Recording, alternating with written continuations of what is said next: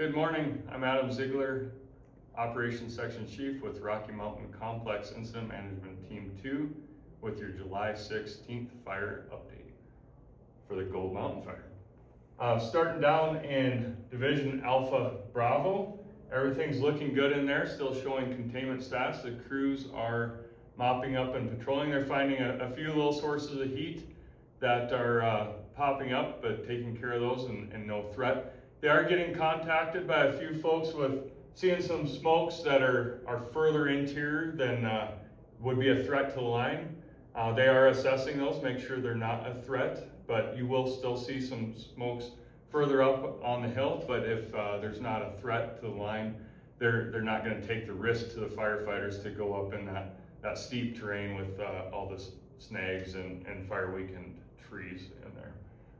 Charlie Delta, same situation. They finished the chipping in there yesterday, so that is also in mop up and patrol, taking care of anything that shows up.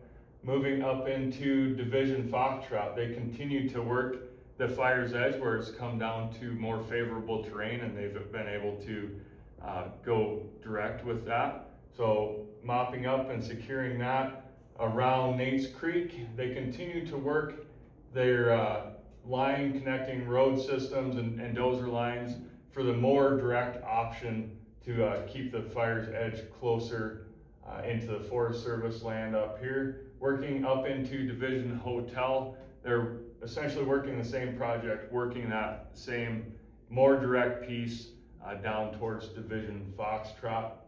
Division Kilo continues to work their secondary lines on the northwest side of the fire. The lines are put in, they're just cleaning those up. Also hauling a lot of water up there, not any natural water sources there, so they have a lot of water tenders hauling water up there to support the pumps and hose lays.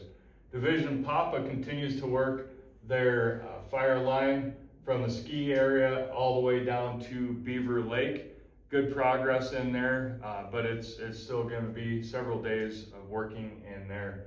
Division Romeo is still prepping the 858 road from Silverjack Reservoir down to the Pinnacles. They're also working a line around the group of structures that we're referring to as the Cimarron structures to keep fire away from those, as well as working their secondary line up to the High Mesa.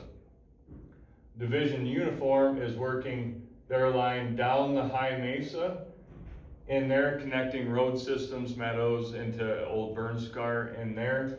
And then they're also working on looking for options to get a line heading east off the High Mesa. We do still have the structure group working the structures up there, bolstering the efforts that have been done on structure protection. We do have night shift still staffed around the entire fire. And we do have an initial attack group in place. Any fires that start within our temporary flight restrictions will automatically be addressed by our team. And any fires outside of that, we will assist the local unit as requested. For aircraft, we still have our standard complement of helicopters, air attack, and UAS systems. We do have a Type 1 fixed wing UAS that's on, and that's flying at night, and it is giving the night shift live updates of infrared so they can see where the fire's hot and where it's moving. And then we have a Type 3 rotor UAS that's working a swing shift, assisting both day and night shift. Division Zulu remains unstaffed. Everything's looking good in there. It hasn't really moved, but continuing to patrol that via air. And that is your morning update for the Gold Mountain Fire on July 16th.